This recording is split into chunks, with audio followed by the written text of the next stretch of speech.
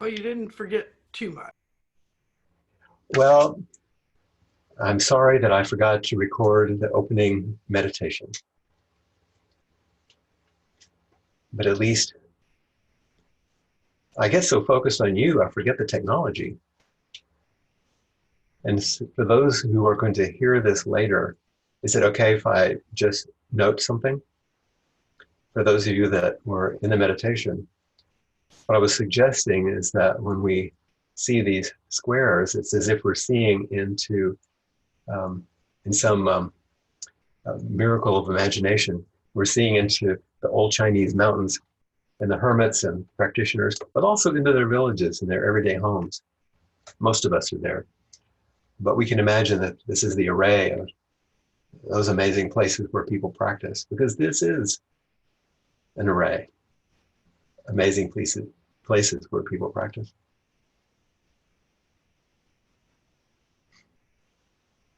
I ask you to really look at each other for a number of reasons, but I was also feeling the depth and importance of course, in this tradition, what we call the great matter. Um, First of all, but a bit more distant, having just returned from Australia and um, carrying some of Robin Risa's ashes with me and finding a place for them uh, that seemed to be just right. It was a nice ceremonial time. And then to return, and just as I returned, one of my friends, Eric, who comes to the Hui Hualana Retreat Center here to help us a lot, about maybe 10 or 15, maybe 20 years younger than me, didn't wake up on Sunday, went to sleep and died. And I don't know why. And then another former member of one of my practice discussion groups, her husband, whom I'd seen and worked with quite a bit at Seton Cove, and some of those, his brother, the next day, same thing, went to sleep and didn't wake up. So I'm just feeling the intimacy and sort of breath on the back of my neck of the great matter these days. I don't feel devastated or sad, but I feel alert. And I like seeing you and enjoying this moment. As in terms of just a tiny bit of review, um, I said I wanted some of your comments. When I first began taking a look at the poems, because Peg and I had known that Peter and Kaz were working on these translations, and so I was eager to receive them because I've always enjoyed the translations of Hanshan's poetry, and to have a full compendium of the poems, and also what I was impressed by is the beautiful scholarship of Kaz in situating them, uh, and and helping us understand how they were over a couple of hundred years, so it couldn't have been one person, and that there seemed to be kind of an arc to these, and hence the three segments in the book. So I was expecting to find them interesting. I didn't expect to be quite so captured by the walking. And so I wondered if anybody else had any comments they wanted to make. How have you found this thus far? Yes, then you have to undo the muting there.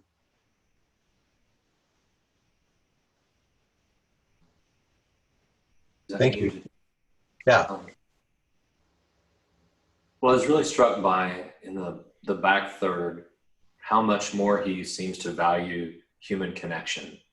Yeah. So much less of the isolation that's on the mountain, and now we're having wine with friends, and just a lot of his poems are about yearning more for a companion along the way. And he even at one point sounds like he's rebuffing the isolationist sort of perspective a little bit. He says, hermits leave human company and they go to the mountain to sleep.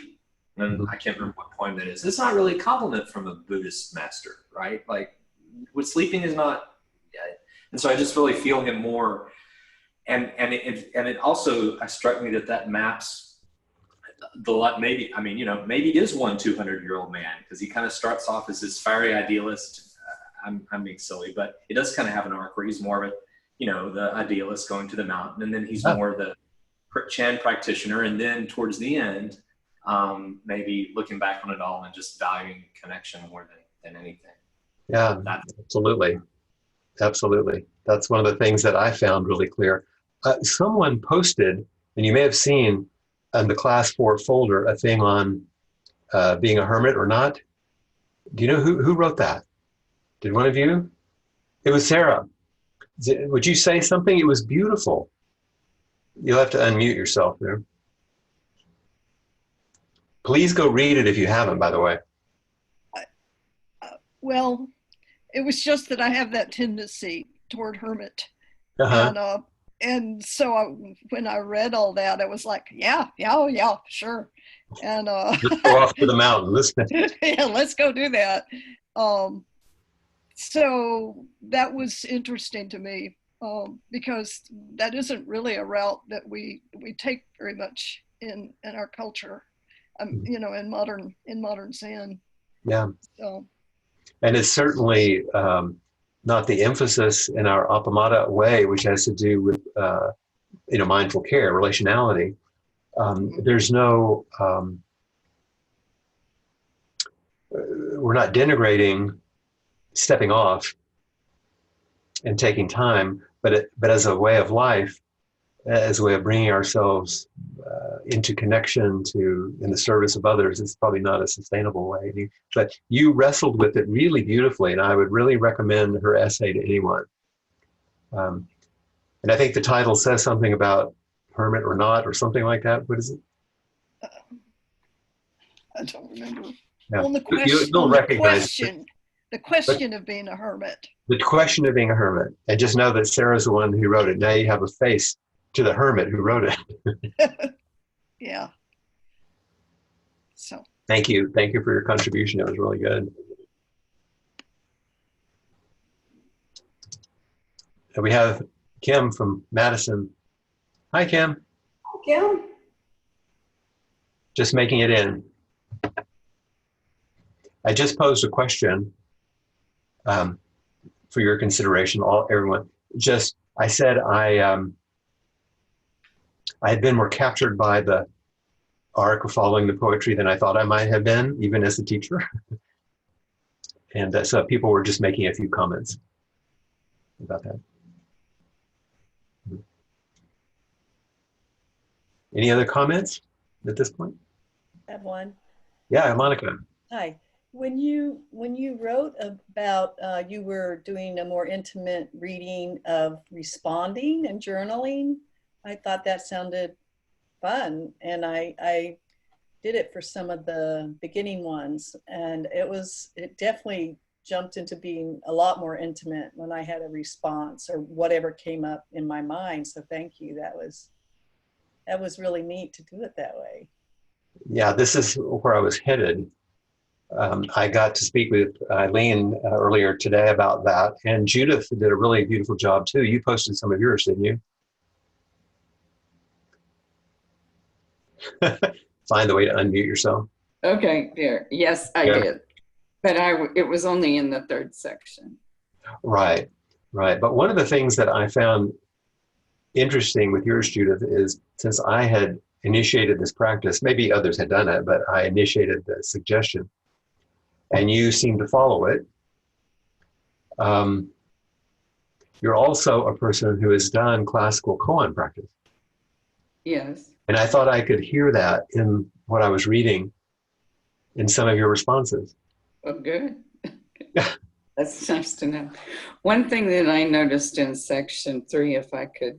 Yes, please. To that was maybe it's just my imagination and I was more sensitive to it, but it seemed that he was referring more to old age and death than he had before. Right. And of course, you can see from my face, I relate to that.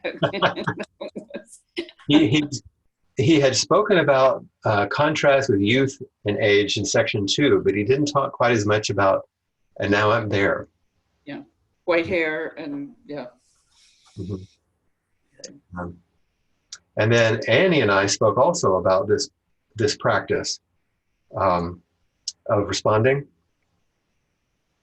And if you would mind, Annie, also unmuting yourself there, we had, I'm only repeating some of what you said. I hope you'd add something to it.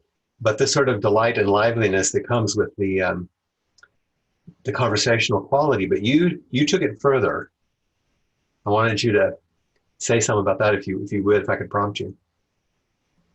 So I went along and did the same kind of thing, just the comments on, but just the impression, not trying to figure anything out, just following what he said and what my impressions were. And my realization was, oh, look, this is another form of meditation where you find out, what is on your mind and how it is a response to the poetry that you're reading.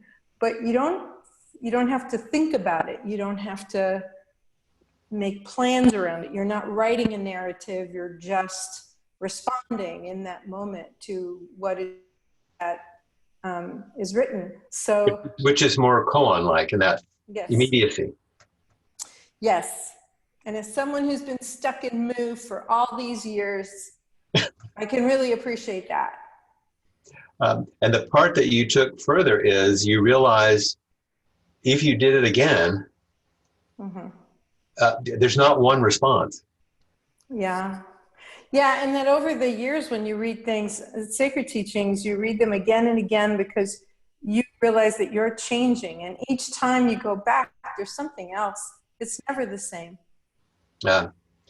I talked to someone earlier this week who had pulled out her old journals and had looked at them and made the comment that everyone makes.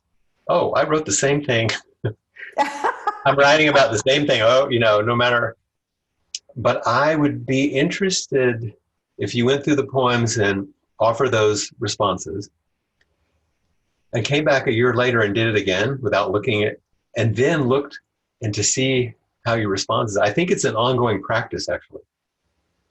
Of deepening into using, if the poems are real, if they're true, that's why koans survive the generations, because they continue to call things forward. So I think that's actually an ongoing practice. So I see you're shaking your head, Kathy. Are you just assenting to that? Well, I was a teacher, and students would say, we already studied this. And I'd say, yeah. But we're going to see what happens this time when we study it, because it's probably going to be different. Yeah. And so I was reminiscing in a way as you were talking about that. Yeah. And that's I think, some of the things that I think about and write about are from long ago, but they've touched me in a very, deeper way, I guess I would say, and have a different meaning. So on both levels, I'm agreeing with you. Yeah. Yeah. It's an interesting practice. I started it just because as I read through this last section, and I've done this before, with my pencil, I would just write a little impression aside the side of each poem and then I realized something was happening. I wasn't making notes so I could teach. I realized there was something being set up. And so then I went through all of them and wrote my impressions. Then I went through again and wrote the couplets based on the impressions. Not like Annie said, I wasn't trying to understand anything. And often I didn't go back and read the poem again. I opened up my impressions a little bit. So, they're just mine. But when I look at them and then I read Judith's or I read somebody else's, it's like, oh, like different facets of these things. I did another thing to sort of launch myself this evening is I went back, and although I don't think there's I don't know really why Kaz and Peter placed the poems in the order that they did. I don't know there's any way to know what order they were written in, but I just took the first poem from each of the 3 sections as a way to review how we moved in the way that you were just mentioned a while ago, those three things. And if you look at number 1, go back to number 1.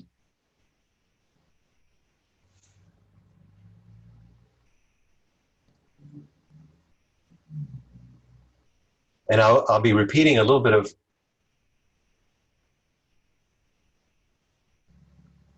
what Mr. Coleman already said here, but it's useful.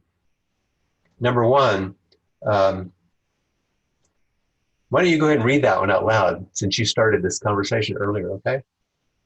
Glenn? Yeah, Glenn. The first one, all right. Grade number 1. You ask the way to Cold Mountain, but the road does not go through. In summer, the ice is not yet melted. The morning sun remains hidden in the mist. How can you get here like I did? Our minds are not the same. When your mind becomes like mine, you will get here too. So here's, you're talking about, we start with the Taoist sage in the mountains, plunging into practice, opening to everything, turning away from nothing, meeting Hanshan there. In that first section, our minds and hearts harmonize. That's his promise, that our minds and hearts can begin to move in harmony as we walk together. And it's also why I may use that as the title for the class, Walking with Hanshan. And the subtitle on each one you can see says something a little different. Now, if you look at the first poem in the second section, which is number 146.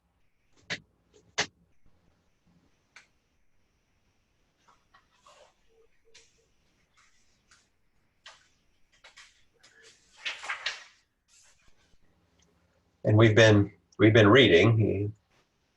He says, "You who read my poems, protect the purity of your heart. Be more modest with your grasping and greed. Then what is crooked will straighten out, driving away unwholesome deeds. Just take refuge in your true nature, and you'll attain a Buddha body today like a fast-running demon." So here's the Buddhist practitioner inviting us to follow his poems as a way of protecting the purity of our heart and mind. That's actually integral to the definition of appamada. In the original essay that Peg and I looked at, Stephen Batchelor is talking about the protective quality of appamada, of diligence. He calls it kind of protective, right? And so here he is suggesting that. And although it's right in the center of it, he never talks about the precepts explicitly. But this is a poem about the precepts. It's very classic Buddhism. The foundations of practice. If the precepts aren't there, it's not Buddhist practice. Is that too strong a statement, Peg? No, okay, I thought you would agree. Yeah, without that, it's just like some other meditation practice. But it's not grounded. So he's saying, you who read my poems, protect the purity of your heart. Practice with appamada, with a diligent, mindful care, relational care. Be modest with your grasping and greed. That's classic Buddhist teaching. Then what is crooked will straighten out, driving away unwholesome deeds. That's talking about practicing with the precepts and taking refuge into your own true nature. And the attaining of a Buddha body sounds like classical Arhat practice too, in the old way. So let's look at the first one in section 3, which is number 231.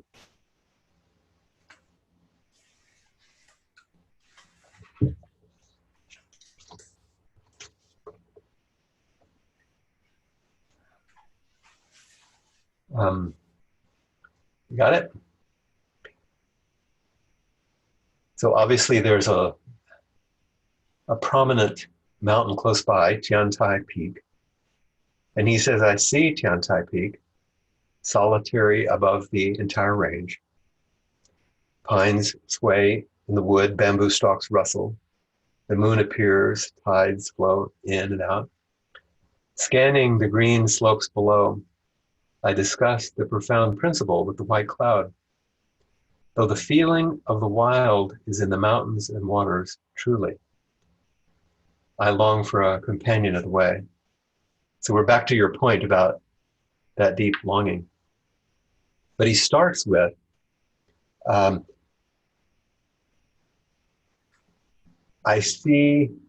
keep in mind the distant high peak. I keep in mind awakening.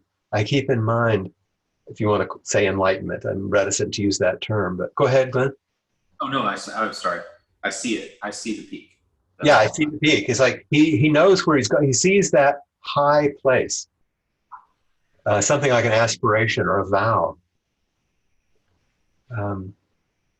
And the requirement for relationship and understanding. And I see the peak, solitary above.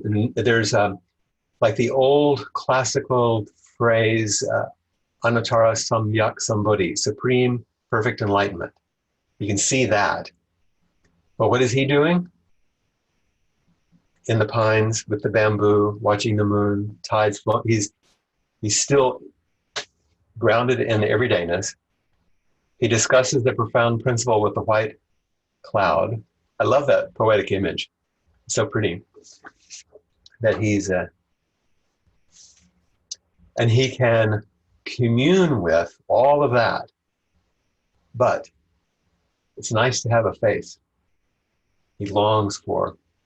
Even though the true feeling is here, though the feeling is in the wild, in the mountains, in the waters, it's all there. Nothing's missing yet.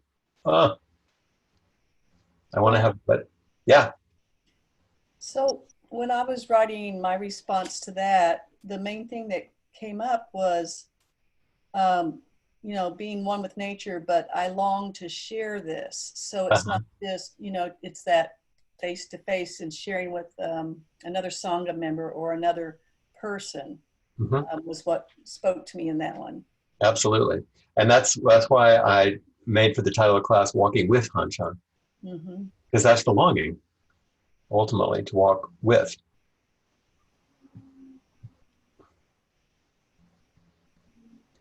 So I just thought it was interesting to look at those leading poems in each one, which both referred to the rest of them and also provided this little bit of scaffolding as you started us off with, Brandon.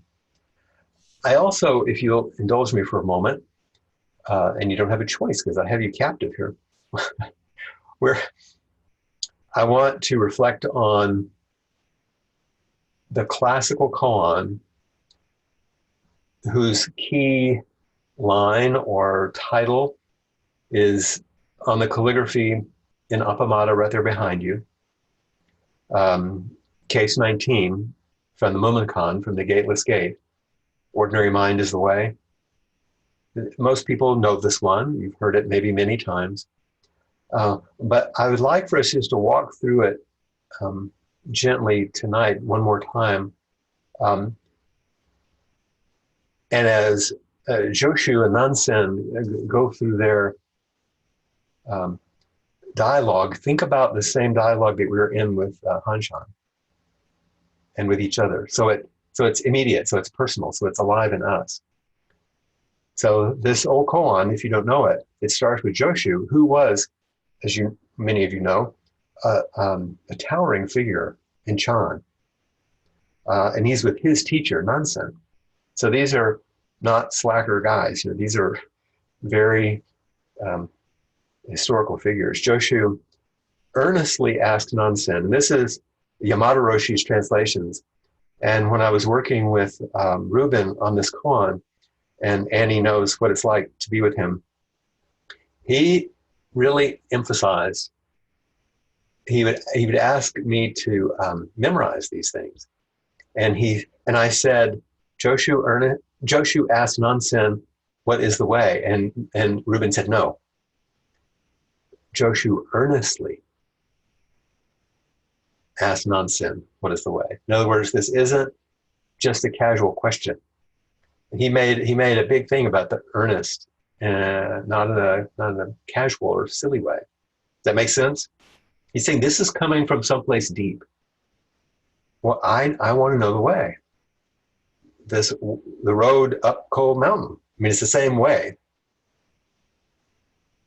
So imagine people seeking out Hanshan. Like, what is the way? And this whole book is a response to that question. And Nansen answers, the ordinary mind is the way.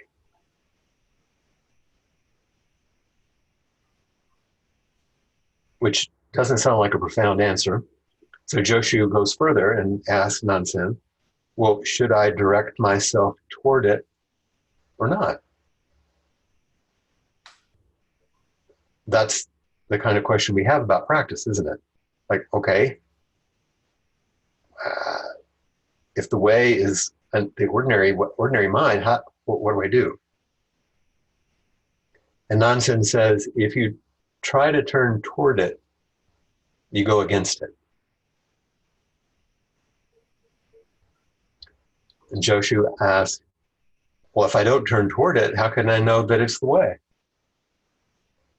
So this is the conundrum of no gaining idea and giving everything for the practice. And then Nansen's answer is quite beautiful. He says, the way does not belong to knowing or not knowing. And we've heard Hanshan say this a lot, haven't we? It isn't about knowing or not knowing. It's not about intellectual understanding. He says, Nansen says, knowing is delusion. Not knowing is a blank consciousness. When you've really reached the true way beyond all doubt, when you have climbed Cold Mountain, when you have really reached the way beyond all doubt, you will find it as vast, as boundless as the great empty firmament. And that's Hanshan's speaking, isn't it? How can it be talked about on a level of right and wrong? So just really quickly, Joshu, what is the way? Ordinary mind is the way. Well, should I direct myself toward it or not? Well, if you turn toward it, you actually go against it. Well, if I don't turn toward it, how can I know it's the way? The way does not belong to knowing or not knowing. Knowing is delusion. Not knowing is a blank consciousness. See, there you are, right in the koan, right there. I try to know it, but I can't. But not knowing it, you can't say nothing. You got to respond.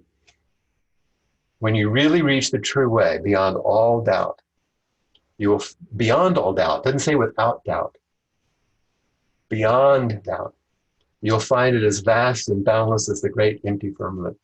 How can it be talked about on the level of right or wrong? And of course, this being an old ancestor story, the next line says that those words, Joshu was enlightened. But here's a commentary. And before I go on, do you see how this is a beautiful reflection of our walk with Hanshan? It's gorgeous. So Muman, who wrote some of the original commentaries on these koans, here's his commentary.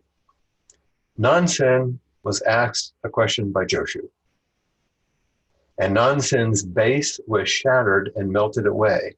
He could not justify himself. I'll get back to this. Even though Joshu has come to realization, he will have to delve into it for another 30 years before he can realize it fully. That's the part I wanted to emphasize. Every single person I'm looking at right now on this screen, and every student that I've ever worked with, everybody has those little moments of waking up. Maybe on some bright morning when you see a sunrise or a beautiful sunset in the evening, or when your child is born, or some moment when you're startled outside of thinking, and everybody has those moments, where you have a little glimpse. But it says he'll have to delve into it for another 30 years before he can realize it fully. It takes a lifetime to embody, to fully absorb and metabolize, to express and extend that which we wake up to. I was thinking about this, and I'm looking at the little square with Sally in it when I say this. I was thinking the other day, because I was teaching in Australia a couple of weeks ago, and I gave a talk, which the request was Buddhism meets psychotherapy. And I was looking at this and thinking, there are moments in which you're totally immersed in what an IFS therapist would call self-energy, which would be Buddha nature.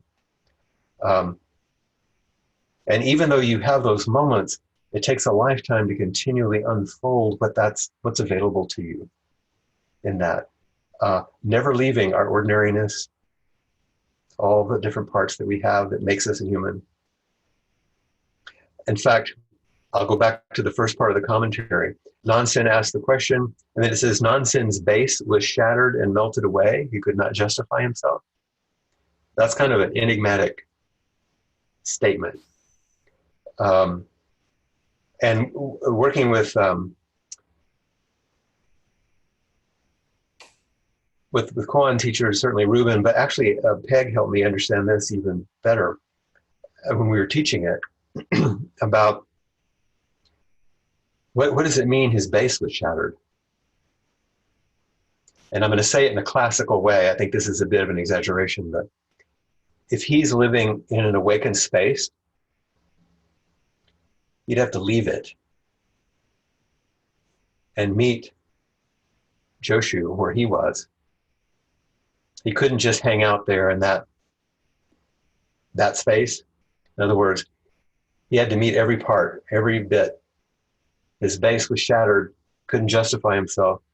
He had to reach Joshu, just like Joshu had to spend the rest of his life practicing to realize what Nansen was showing him. Is that making some sense? And then the verse that Muman wrote in the original collection reflects Hanshan very well. Here's the poem. The spring flowers, the moon in autumn, the cool breezes of summer, the winter snow. If idle concerns do not cloud the mind, this is a person's happiest season. That could have been right out of Hanshan, couldn't it? As each season has its, if idle concerns do not cloud the mind, this is a person's happiest season. And there's an excerpt from the talk that Mulan gave after this, and I'm going to read just a teeny bit of it. He says, ordinary mind, what is it? It's nothing but our ordinary consciousness, our everyday life. It's getting up, washing your face, eating breakfast, going to work, walking, running, laughing, crying. The leaves of the trees, the flowers in the field, no matter what their color, it's birth, death. This is the way. We don't even have to use the word mind. Ordinary mind is we don't even have to use the word mind. The ordinary is the way.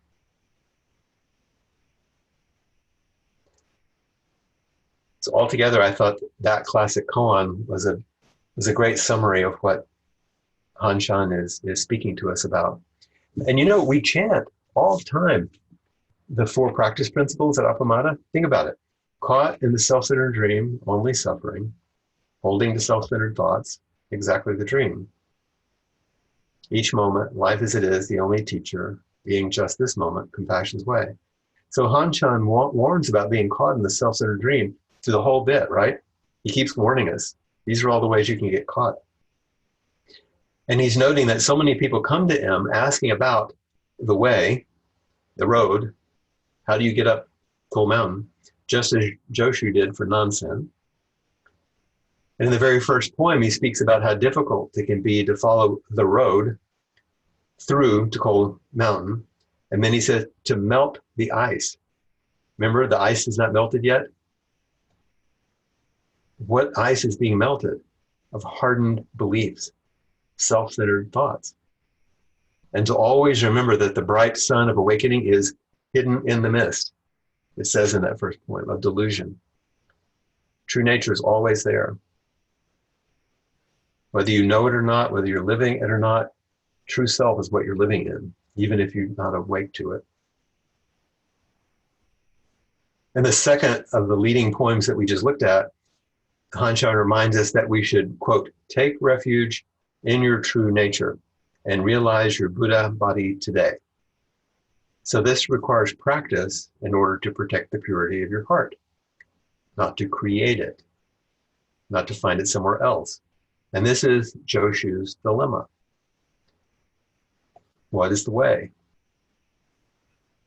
And Nansen's profound and simple wisdom says, if you turn toward it, you go against it. Not about knowing or not knowing. Taking refuge in your own nature. Each moment, life as it is the only teacher. Each moment, life as it is the only teacher. Ordinary, the way, is Buddha, Dharma, and Sangha.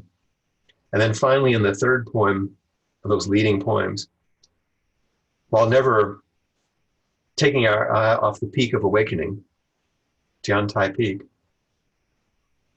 Hanshan courses in the everyday, the ordinary, the bamboo, the pines. Deeply immersed in this way, he expresses his longing for spiritual friendship. The essence of every single ancestor story. That's all about some sort of relationship. Just like Joshu's and Nansen asking. And even in inquiry, you know, whenever we have inquiry, in some way or another, we're always asking. People come forward to meet who's ever sitting in the seat, holding the space of the responder. I won't even say teacher, really. The question is always, what do I do? How do I go forward? What do I do about it? It's always, what is the way? And if the way can't be found in that person's life, it's not the way.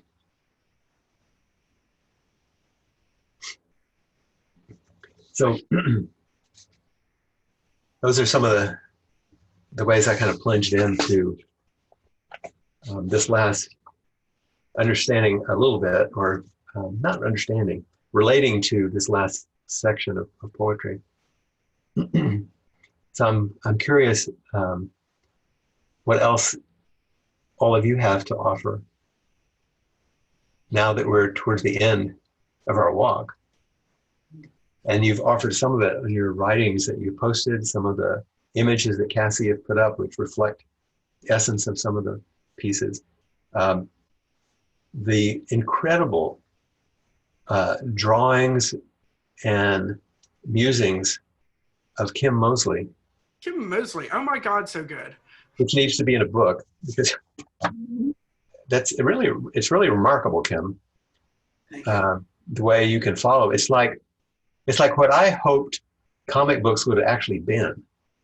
And I don't mean it to be comic, but just the pictures and everything. It's like, wow, I could get into this. I don't want it to end.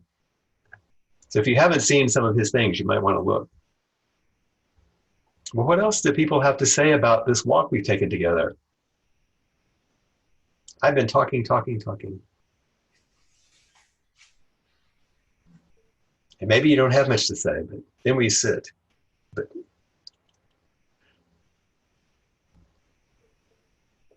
I would suggest that anytime you want, go back to the beginning and start writing some of your reflections. Joan?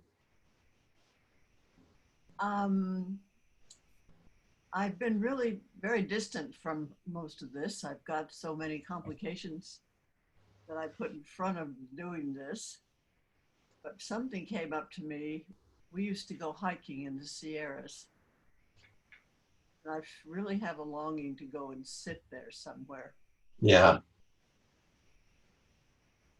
Are you going to go? I don't know if somebody will carry me. That's right. But that's my point. I mean, when we did it with packs on our back, and it was hell. Yeah. Except every time you'd sit down and have some ice water from the stream and rest a few minutes. But it was hard work. It sounds like it was well worth the hard work. Sitting with your feet in the stream. Yeah. Yeah. It's hard now, I would imagine. I'm only saying this because I had a long conversation with my mom and dad today. After they just sold their last car and gave up their last driver's license. And I'm thinking, you know, you and Bill actually couldn't do it now, of course. But that doesn't mean, like when my mom came here in the spring, she wanted to go to the overlook at Kalapapa because she'd been there before for morning meditation. And I said, well, should I get you a wheelchair? Because it's a good little walk, you know, from the parking lot. And she said, no, I think I can do it with my walker. And she did make it because it wasn't too bad. It was flat and we did it. But well, sometime you might want somebody to take you. Well, we'll see. Maybe so. We'll see. Maybe so. We have a lot of pictures of us, the two of us, throughout our lives, and the one we go back to with feeling most connected is the two of us sitting under a tree when we're stopped on the trail. Where was it? Up out of Kings Canyon. Hmm. Yeah. Great. Mm-hmm. Wow. Where? So much of this is about the simplicity of something, but then we talk on and on about what you're discovering as you do all of this. Yeah. That's why it's good to have a companion that's willing to listen to you yammer on sometimes. Someone to listen to and somebody to talk to. So you can talk your way into the silence. There's a lot more to do in old age. Thanks for showing us. Now Yeah. I'm going to go back and do the precept study. Good. No time like the present. And Nancy? Yeah, I was amazed at how so many pieces of what I've been working on and writing and dealing with came together with the Walking with Hanshan. Mm-hmm. As you know, at the first class, I was hardly breathing. Yeah. Yeah, it came at an interesting time. It did come interesting. And I had been writing in response to things that were going on after my husband's death, writing that first poem about the four of her meet in the clearing. Right. And then we did the retreat where you asked us to draw a map of our practice, and I brought the four of them into that map, and then did a second version when I got home. And then that led me to write the third poem. So I've been walking all along with the four pieces of me throughout the process. So. Yeah, exactly. Like the three Hanshans, this is the four Nancy. Right. So it's been very healing. Love the way that you brought back an old memory, a little bit like Joan's doing, or like of the tilt-a-whirl. Right. Yeah. But with the kids now, Right. I love that marriage because there are things like that some of our younger people would never have experienced. Right. Mm-hmm. Nancy, Mm-hmm. Nancy, this is Monica. Yep. I just want to personally thank you for that remarkable poem about the four parts, and especially the term hippie chick has been in my mind since I first read it, and I absolutely loved it, and it has stuck in my heart. And thank you. That was one of the best things of this whole class for me, was getting to read that work piece of yours. Oh, So good. thank you. That you're welcome. That phrase really hit a lot of chords with people, because I used that at the retreat when I was talking about my map, and everybody was saying, "Oh, that was perfect." You know, they wanted to be chicks with me. So. I know. I knew exactly who she was by the time she showed up. Yeah. Thank you. Thank you. Walking with Nancy. Right. Mm-hmm.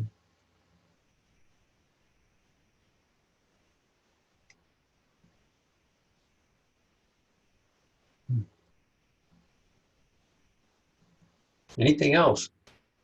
I what really struck me was the contrast between what's this world we live in and the world he's living in. Mm-hmm. And I had the particular experience that one of the pieces I think I posted was about where I was in the garden here at Apamata and talking to Shirley about the impeachment. And just at that moment, a squirrel slid down the roof, landed on its feet, and then scampered up a tree. And the way that took me from this terrible conversation we were having, not that it was about, but about this icky you were caught. Yeah, to the squirrel, and just how gracefully he landed, and then that was all gone, and his life continued, and he scampered up the tree as if nothing had happened. It's not that often that we see animals having an accident like that. Yeah, sliding down the roof, jettisoning out, and then landing. And then there were the noises, of course, of the sliding, of the landing, of the scampering. And so it was all beautiful. But I've gotten a greater appreciation, I think, of nature from these. Well, and that was the squirrel was better than a stick, being whacked by the Zen master. But it was equally kind of wake up moment, like, oh, shook you out of the.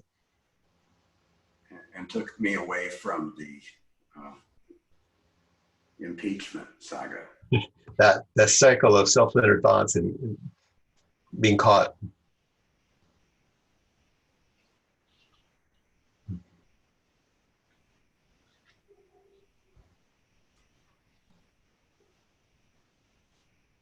Kathy, you have to unmute yourself there. Got it.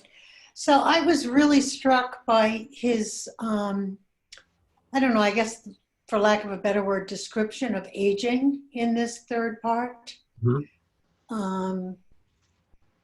It was beautiful, actually.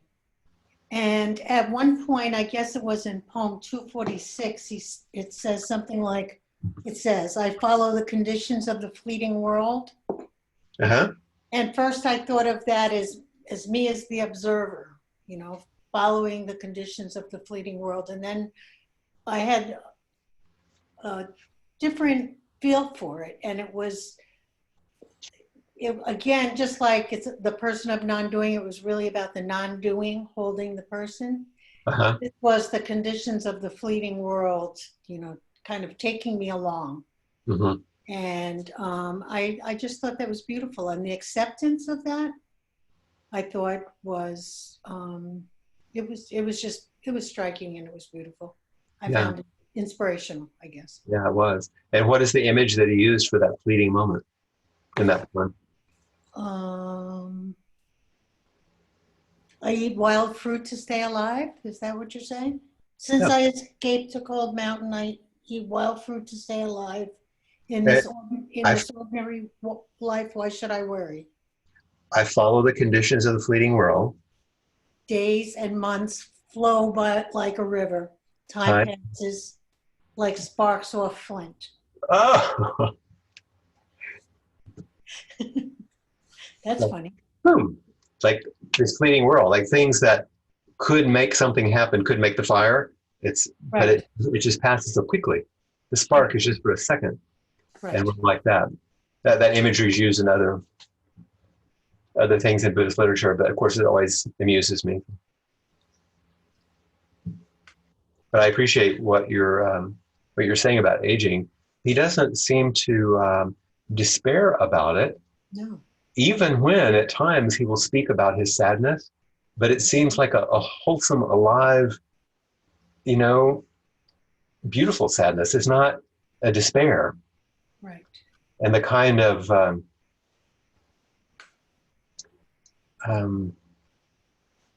I was writing a blurb for a book yesterday.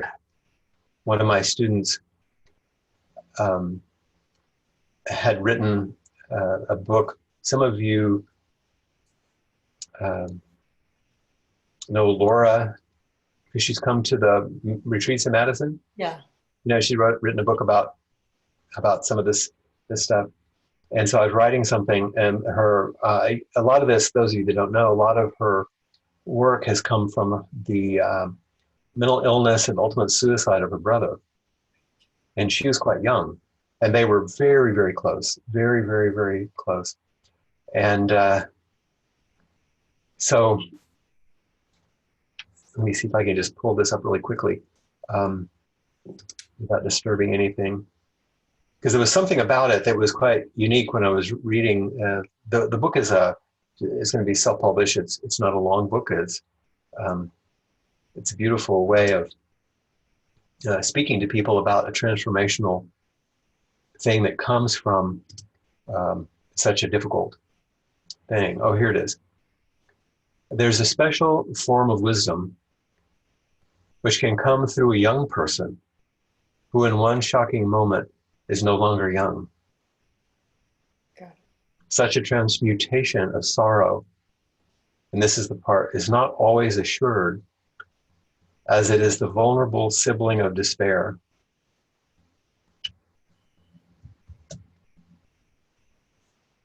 The sorrow, I said, is the vulnerable sibling of despair. It's easy to fall. And in these later poems, he doesn't do that. No, it's a full sorrow. It's when you want to join in, not full, right? Draw in from. Yeah. Right. Because if you weren't feeling, you wouldn't be alive. Right. And nobody gets out alive anyway. So.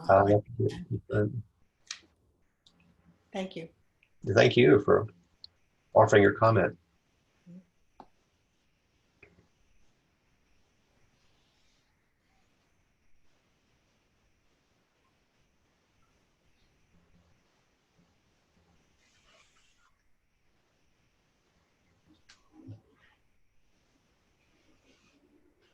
We have Cassie and Vivek both about to go.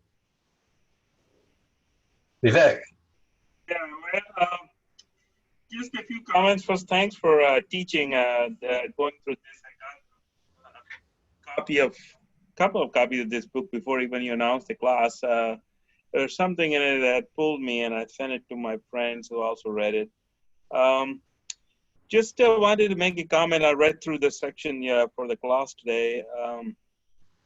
I kept on looking for something really deep, like there would be some hidden gem, I'm going to find it. But he is, truly Zen style. He just keeps going and shows you the big thing they were right there. Ordinary mind is the way. Ordinary mind. The big thing they were right there, and you're looking for it, and then you're walking with him, and you're saying, well, but he's not really going anywhere deep. And all of a sudden you see things like I outline here 258 to 260, because I've seen a lot of death happen to extended family. Like my daughter's dog has passed away, which was like a kid for and sorrow has been going on for like a week now, and it's gonna go on for there. And I was just talking about some of these things to some people today, but it was just it's just a style, you keep on looking for something and then all of a sudden say, oh, but you didn't notice this big thing. They were just right there with him. Yeah, you're right. You're in it. You're in it. And then that's the beauty of this, pretty much the whole book has been. Just very, very, it's just, and the way you were talking about, it's not about knowing and it's not about not knowing. That's and right. That is what the Isha Upanishad that I've been working on lately, have been on translation, it talks about it, is that it is neither. It's neither. And if you get too much into not knowing, you're lost. And if you're too much into knowing, you're lost for sure. The question is, and that's exactly what it is. It's like, so what is the way? It is neither about knowing and not about not knowing. So it's that delicate thing, and that's what you brought up in a very nice way. I would like to know what the quotation you used, the Koan. I think you said it was number 19 that you were going through, the Koan. Yeah. I'll post that. Yeah, case 19 from the Mullenkan. I'll post that. Yeah, so it is in a way, is a kind of a walking the razor's sharp edge. It's not this way, it's not that way. It's a stop, and it's right here. Yeah, it's right here. Yeah. It's almost like in a different dimension all of a sudden. It is not the dimension you're looking in it. We're always looking at the dimension of knowing or not knowing, and how can I know more, or how can I not know what was wrong, but it's neither of that, Embodied right here. It would be like, and I'm looking at Sally again now, it would be like learning to ride a horse from a book. That's not possible. You guys with your animals, you got to be on them, with them, related. It's right. Yeah, right. It's almost like it's a new dimension. Mm-hmm. Well, it's a new dimension for those of us who live in our heads in this extraordinary world, of being separated from nature. Yeah. Anyway, very thankful. Very nice. Yeah, I appreciate your comments. That's great. So you think we should continue to have classes? Yes. That's actually another question. Does this kind of class suit some of you? Is it useful? Yes, very much. I look forward to it throughout the year for this fall. This is like a special thing for me, but please don't stop. Okay, good. Yeah. Cassie, you had something you wanted to say? You wanted to follow up? I guess, although I'm not sure it's appropriate and fitting in with every kind of thing that's been said, but my dear friend also passed in the night, Yes, here recently, right. And a dear friend. A dear friend, and he had 7 people from his first grade class at his memorial service. Wow, that's extraordinary. Yeah, and so this last section, kind of looking for the partner or looking for somebody to be along the way. What's really come home for me through his death is his ability to connect. Mm-hmm. That his last, if he had a death poem, it was going to be connection. Mm-hmm. And it's overwhelming, and to be around, for me to be around some of these friends who, I've known for about 37 years, not 48, like, kind of that core group. Uh-huh. But still pretty significant. Yeah, and being with them and not having seen them for a while, it's like it's a combination of these two feelings of being really, really relaxed and really, really excited to see them. Mm-hmm. And it seems like that it would be like one or the other of those two things, but it's like both at the same time. It's been a real extraordinary experience. That's interesting, because I think what you're pointing to is virya paramita, the vitality of aliveness that isn't agitation, but it's deeply penetrating and opening. So it's full of aliveness, but it's not full of agitation. Yeah, it's like really it's like really comfortable. Yeah. So I don't know. That's just my take on it. I don't know what some of you, others of you, I saw some head shaking. Very much like that quality of awakening, which is surprising. That it can be so deeply relaxing and so fully vibrant. Yeah. I also really appreciated the bit of the assignment that to talk about a photograph, or to describe a photograph. Yes, of course. And, yeah, obviously. But I felt like the description was much deeper and intimate than the photo. Whereas I would have landed on the other side if, like, given that as a question. You mean when you took a photo and then wrote in response to it? Yeah. The writing, yeah. Uh-huh. So that's one of the things that we do in our contemplative photo workshop, which is going to start week after next year. All right. And we do that, plus we do, we make haiku. Uh-huh. With photoku. Photoku? We call them. And it's interesting how what comes out of the photograph, the image, but then also how then the little haiku takes us back to the image. It goes both ways, which is a deepening. But that's also what happens in the face of our friends and the sound of their voice and the encouragement that we get. Or just someone sitting next to you in an intensive for day after day and watching them bow. A living poem. And Kim? Kim Newsham, not Kim Mosley. You have to unmute. There you go. And you of the soft voice, you might have to get close. You know. I don't hear any sound. Are you? No sound. Nobody's getting any sound? Uh-oh. Is your microphone on? On the little bottom left? You can mute it, but if you look at the little caret thing next to it, does it show your microphone?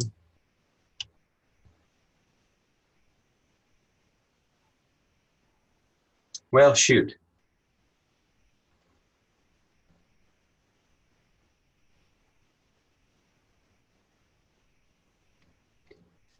Oh, well. It's hard to get tech support from afar here, but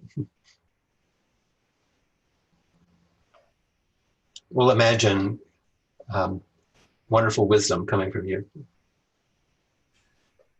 It's not difficult to imagine.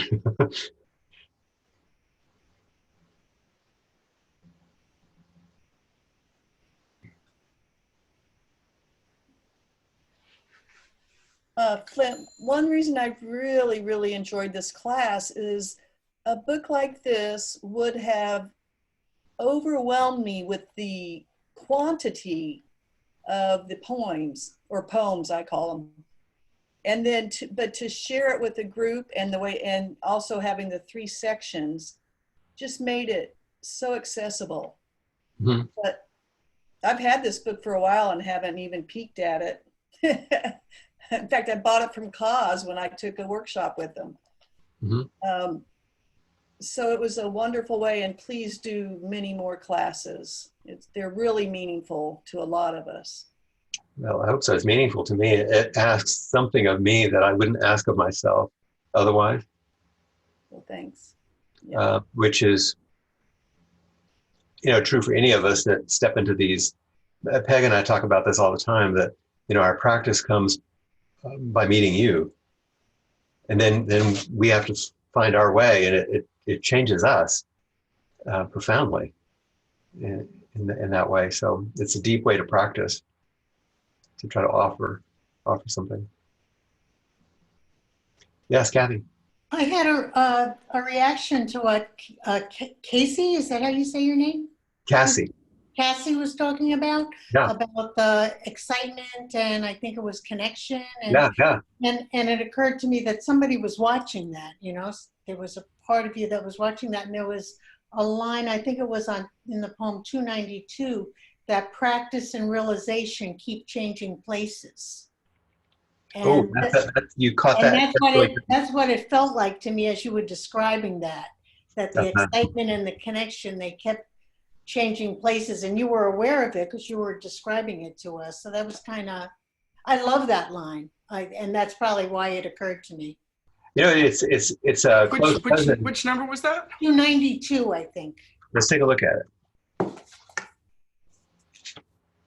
I get confused because I start looking at the page numbers. Oh, yeah. 292. You already possess... Read the whole thing, Kathy. Okay. Let me offer you good people some words, so you may reconsider your thinking. If you master the way and see true nature is itself Tathagata. Tathagata. Tathagata. You already possess the original truth, but practice and realization keep changing places. If you give up the root and just chase twigs, you remain simply hopeless. And so what you were seeing or hearing in Cassie was how practice and realization change places. Right. Just kind of regulating the excitement and the connection, and it was fun. It was alive. You already possess the original truth. Yeah. So this preceded Dogen by 6 centuries or so, right? Something like that, several centuries. But you see that way in which his innovation, which he called practice realization, Okay. you don't practice in order to realize. Your practice is the expression of your innate Buddha nature. That his key is right there in that one poem. And of course, Dogen didn't find what he wanted in the practices in Japan and went to China, to the Chan masters in the 13th century in order to practice what he thought might be original or authentic Zen or Chan, and then brought it back. And this is exactly his teaching. I just love the way that that's translated, though. That's really nice. Right. There's also the, if you give up the root and just take twigs, go review the Shin Shin Ming. Mm-hmm. Mm-hmm. Yeah. I think one of the reasons why that speaks to me is I think it's real for me. Like I practice and all of a sudden something just arises, and that's the realization. That's and right. Like, whoa, now that just happened. And then as you embody and sit with the realization, it shifts your practice. Right, exactly. And It so changes. changing places. Yeah. Yeah. Thank you. Yeah. Mm-hmm. And this happened now. Without Cassie having said that, you wouldn't have commented on it. So this is what happens. Right. Mm-hmm. Yeah, it's true. Practice and realization change squares. Mm-hmm.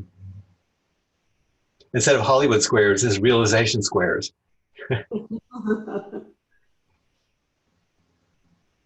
Dharma squares. Dharma squares. We are squares, that's true. But in the old sense, Dharma nerds.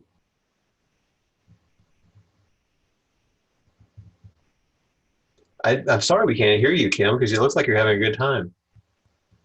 I know. I'm wondering when you signed in, if you didn't sign in just video and not audio. Could be. But I was going to read part of the Sin Sin Ming that sort of relates. Okay. Because I have our chant. That's the one I was referring to, yeah. Yeah, just now. So it says, the more you think about these matters, the farther you are from the truth. Step aside from all thinking, and there's nowhere you can't go. Returning to the root, you find the meaning. Chasing appearances, you lose their source. There you go. Yeah. And that poem would have been close to the same time or a little before. So he may have actually had access to that. Mm-hmm. Either that or our translators echoed it when they translated the Chinese. Mm-hmm. That would be an interesting one academically to talk to Kaz about. Mm-hmm.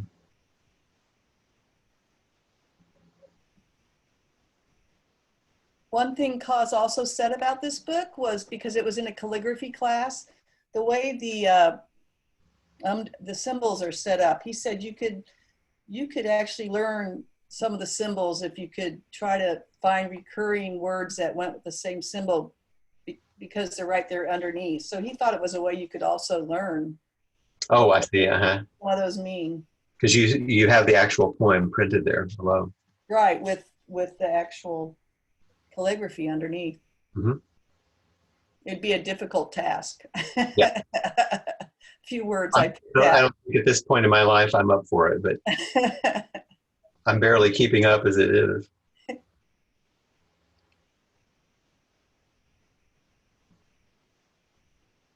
Well, we have just a few more minutes. Any last comments to your friends or about the class or anything before we sign off? Yes, it's Sarah. Go ahead. And it's Nancy also. You unmute yourself, it's fine. Okay. I keep thinking of a book written by Chief Justice Douglas. It's called My Wilderness. And he was a boy that had a lot of disability as a child, and he kept walking into the foothills. And he found that by going up into the mountains, he healed.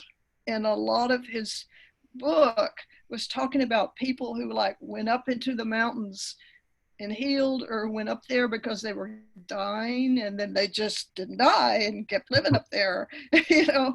And so it made a contrast because it was not in a Zen setting. Sure. And yet it had some of the overlap. It had the getting away from society. It had the natural wild. It had the simplification of life.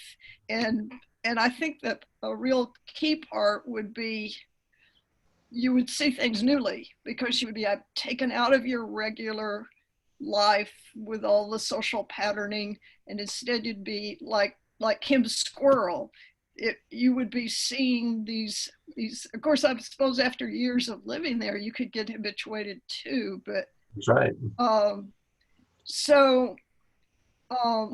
It was interesting to see that there was something there that was not rooted in Zen, but worked with the practice. Sure. So that was just a thought. I love that. It's also reminds us that, well, in Peg is often reported that there are times in which Joko Beck would say, you don't have to call it Zen. You don't need to call it that. That's a name we have from Japan. It's not even what it was called in China. It was Chan. Life as it is what we're practicing. You could read it as easily in Walden, you know, with Thoreau. It's similar kind of things. And what's the name of the book you were talking about? It's called My Wilderness, and it's by Chief Justice Douglas. Great. And then one thought as you were talking, if you wanted to go to a total other extreme, think about the people who are practicing in prison. Mm-hmm. And they have none of that. They have none of that. And yet they find, well, the idea that just came to me is the line in there is a lotus can bloom in boiling water. So it isn't necessary, you know. I mean, it's just two quite different paths. Absolutely. It's the same path in different circumstances. Yeah. And awakening isn't dependent on circumstances. Okay. That's it. Yeah. Nancy? Oh, and I just wanted to say that I was glad to see some faces from Appamada and have our two sanghas walk together with Hanshan. Yeah. And I appreciated all the postings and the photos, and it was very, so I'm hoping we have this opportunity again. Yeah, well, that was one of the benefits I'd hoped of having an inclusive class with the various sanghas, that people could see each other and connect with each other and practice together in the larger, this totally surprising thing that Peg and I look around like, how did this happen? We have all these practice places all over the world, really. And it suddenly happened. It's like, wow, this is a way that we can connect. And so many of you who listen to recordings from Appamada, you've heard these voices of some of the people, then you see their faces. So that's kind of nice also. Yeah, Judith? I want to say thank you to Cassie. She was very patient with me with all my questions and pestering her. I appreciate you, Cassie. Yeah, she's been a wonderful helper. Yes. In getting these things posted and working. And she practices the other paramita, patience, really well. Yeah, it doesn't even feel like patience to me. I'm very, very honored to be able to have the skill set to have the offering. That's why it's paramita. It doesn't feel like patience. Yeah. Well, I think it's about time for us to say good day or good evening or good night, whatever it is for you. It's 4:30 in the afternoon for me. Thank you. But it's wonderful to see everyone and to have those of you that return, and so many people will follow up with the recording. So I hope that they enjoyed that as well. Until next time, Practice well. Follow Hanshan.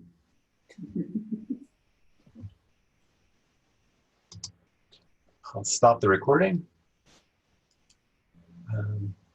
Yeah.